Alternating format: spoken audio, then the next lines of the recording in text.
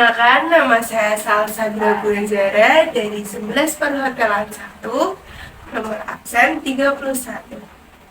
Saya akan menjelaskan bagian 3, yaitu Bhinneka Tunggal Ika.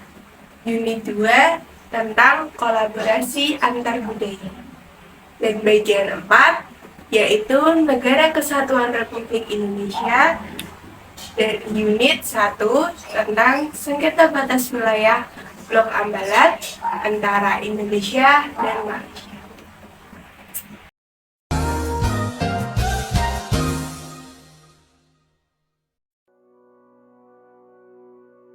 Indonesia adalah negara kepulauan dengan kekayaan alam melimpah dan warisan budaya yang terbentang dari Sabang sampai Merauke. Ada berbagai suku bangsa di dalamnya, melahirkan adat dan budaya yang membuat kekayaan Nusantara tak ada tandingannya. Mengapa tidak kita lestarikan? Mengapa tidak kita pertahankan? Ragam budaya yang masih terjaga, terbukti mampu memukau mata dunia. Berbicara mengenai karya budaya bangsa, seakan tak ada habisnya. Indonesia menyimpan segala pesona, mulai dari alam, budaya, suku, dan adat istiadatnya, dan telah menjadi identitas tanah air yang tidak dapat dipungkiri. Mengapa kita harus selalu melestarikan budaya Indonesia? Karena budaya adalah harta karun Nusantara yang tak ternilai harganya. Identitas bangsa yang tak asal diciptakan, tapi mengandung nilai luhur dari lintas peradaban. Namun sayang, seiring perkembangan zaman, warisan leluhur kita kini perlahan mulai terkikis. Generasi muda yang menjadi pemeran utama seharusnya memahami apa itu budaya agar mampu membangun fondasi karakter bangsa. Warisan budaya yang diturunkan secara turun-temurun bukanlah sekedar tutur belaka, melainkan sebuah modal untuk mengangkat citra bangsa di mata dunia. Dan dari kami generasi muda Indonesia, dengan bangga kami persembahkan budaya.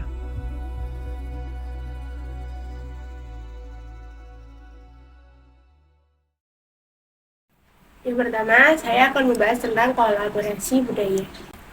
Indonesia merupakan salah satu negara multikultural atau majemuk terbesar di dunia. Kemajemukan Indonesia dapat dilihat dari agama, budaya, bahasa, etnis, dan adat istiadatnya. Keragaman Indonesia di satu sisi membawa berkah, tetapi di sisi lain dapat menjadi berkah jika dikelola dengan baik. Ia dapat menjadi modal sosial yang berharga bagi bangsa Indonesia dan dapat juga menimbulkan bencana seperti konflik masyarakat jika tidak dikelola dengan baik. Nah, salah satu cara mengelola keragaman budaya ini adalah kolaborasi budaya. Dengan adanya kolaborasi budaya antara masyarakat lain yang berbeda budaya, akan terjadi komunikasi antar lintas budaya.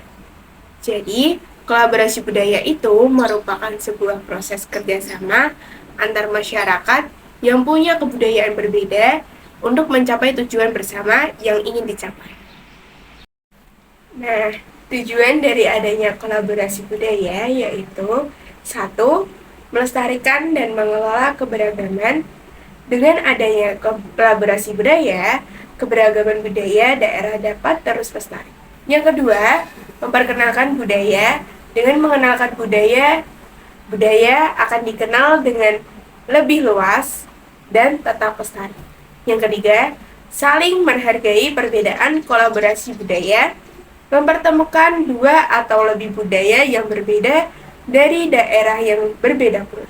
Dilansir dari United Nations, kolaborasi budaya penting untuk melihat perbedaan budaya sebagai sesuatu yang harus dihargai dan bukan sesuatu yang dapat memecah belah, sehingga dengan mengadakan kolaborasi budaya, kita dapat menghargai perbedaan budaya, menghindari konflik, dan membentuk rasa kekeluargaan dari perbedaan yang ada. Yang keempat, mengembangkan kecerdasan budaya.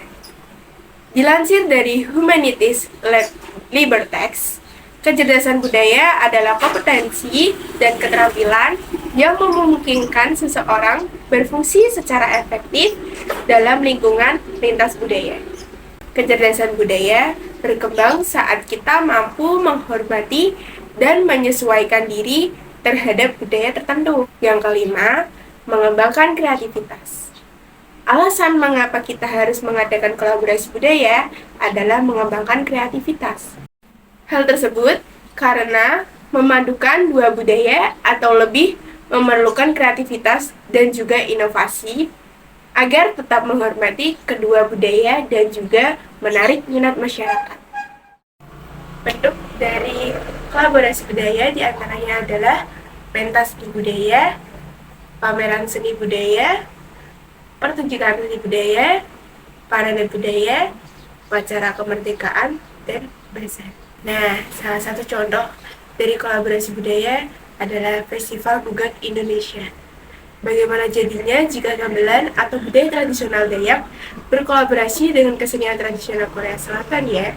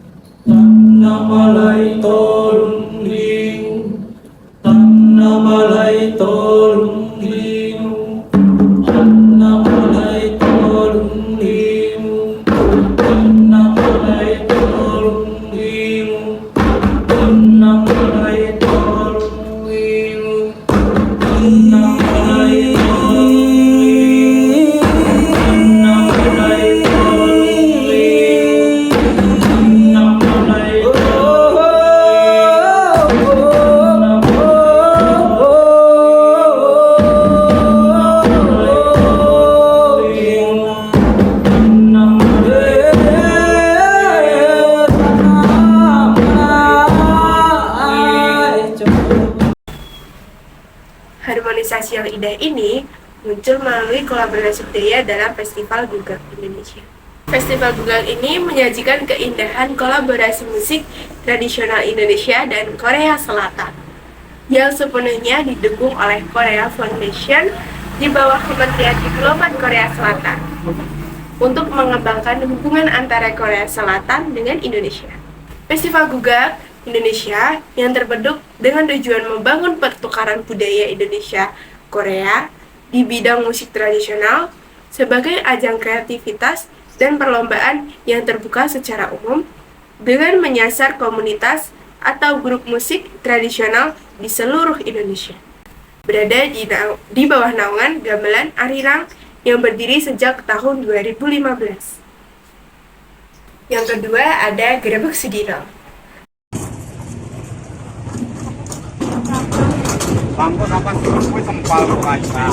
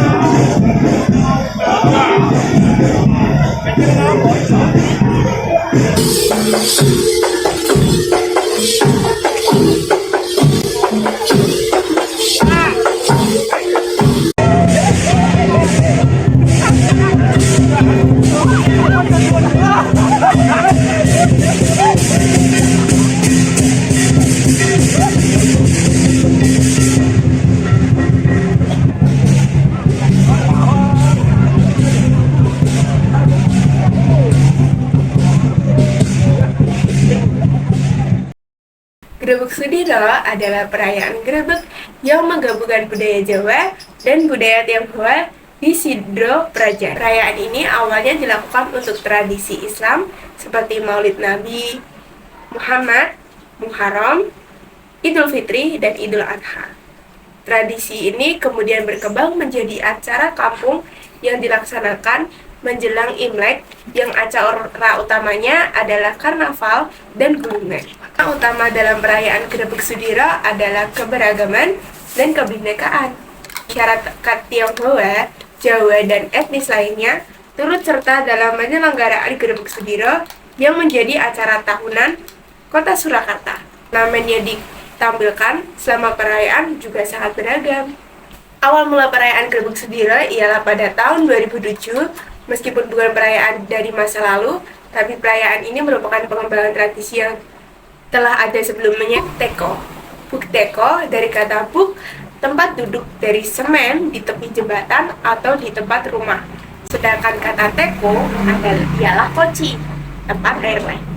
Adalah tradisi syukuran menjelang Imlek yang sudah dirayakan semenjak sampean dalam ingkang sirhun Kanjeng Susuhunan Paku Buwono 1893 sampai 1939.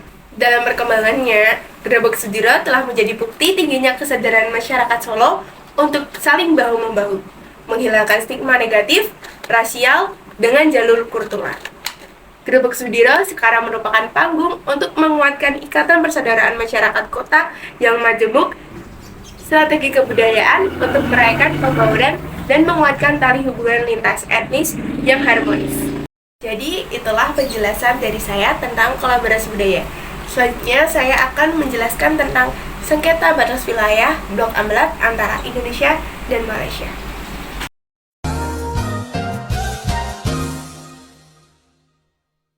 Pada tahun 2005, Indonesia dan Malaysia hampir perang loh gara-gara Ambalat. Setelah itu, isu-isu Ambalat muncul lagi dan lagi.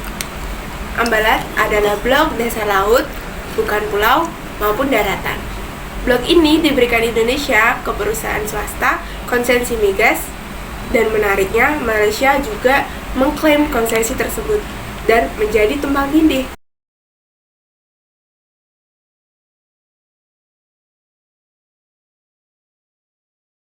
Siapa yang salah? Tenang dulu, masing-masing negara sedang melakukan klaim sepihak. Maka akan saya bahas setelah ini.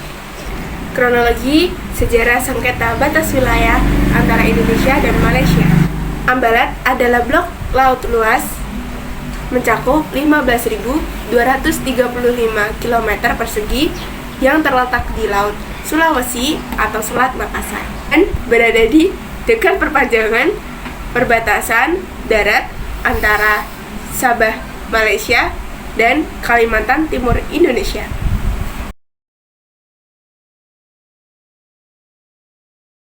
Pada tahun 1969, Ambalat telah menjadi persengketaan antara Indonesia dan Malaysia, yaitu kedua negara menandatangani perjanjian tapai batas landas kontinen pada 27 Oktober 1969.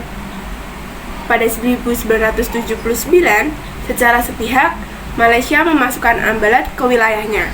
Klaim Malaysia atas blok Ambalat ini dinilai sebagai keputusan yang tidak memiliki dasar hukum. Menurut Indonesia, garis batas yang ditentukan Malaysia melebihi batas garis dari ZIE, 200 mil laut. Pada 2002, keputusan ICJ memenangkan Malaysia dengan bukti penguasaan dan pengendalian efektif. 2005, pengejaran kapal nelayan Indonesia oleh Malaysia. Dan pada 2012, sudah terhitung 475 pelanggaran oleh Malaysia, baik darat, laut, maupun udara. Penyelesaian sengketa batas wilayah Blok Ambalat diantaranya yaitu 1. Perundingan bilateral. Hal ini memberi kesempatan masing-masing negara untuk menyampaikan argumentasinya terhadap wilayah sengketa. Namun, jika belum damai juga, maka Indonesia sudah pasti menggunakan pasal 47 UNCLOS 1982, sementara Malaysia menggunakan argumentasi peta 1979. Dengan peta baru Malaysia ini, Malaysia mengumumkan lebar laut teritorialnya 12 mil laut yang diukur dengan garis dasar dengan menarik garis pangkal lurus menurut hukum laut 1958. Yang kedua adalah menetapkan wilayah yang disengketakan sebagai status quo dalam kurun waktu tertentu. Yang ketiga, memanfaatkan ASEAN sebagai organisasi regional melalui High Council sebagaimana disebutkan dalam Treaty of Amity and Cooperation yang sudah digagas dalam Deklarasi Bali 1976. Kemungkinan besar Malaysia tidak akan menempuh langkah ini sebab klaimnya menuai protes dari negara-negara yang lain. Yang keempat atau yang terakhir adalah membawa ke Mahkamah Internasional atau MI. Jika Indonesia mampu memberikan bukti-bukti kuat, maka tidak mustahil untuk Indonesia bisa menang. Jika dikaji, pasal-pasal yang ada di UNCLOS 1982 sebenarnya cukup menguntungkan Indonesia. Bukti sejarah, berdasarkan kajian ilmiah, Blok Ambalat masuk ke dalam Kalimantan Timur. Bagian dari kerajaan Bulungan itu berarti Indonesia berpeluang besar menyadarkan Malaysia kalau selama ini klaim terhadap kepemilikan Blok Ambalat sesungguhnya adalah salah.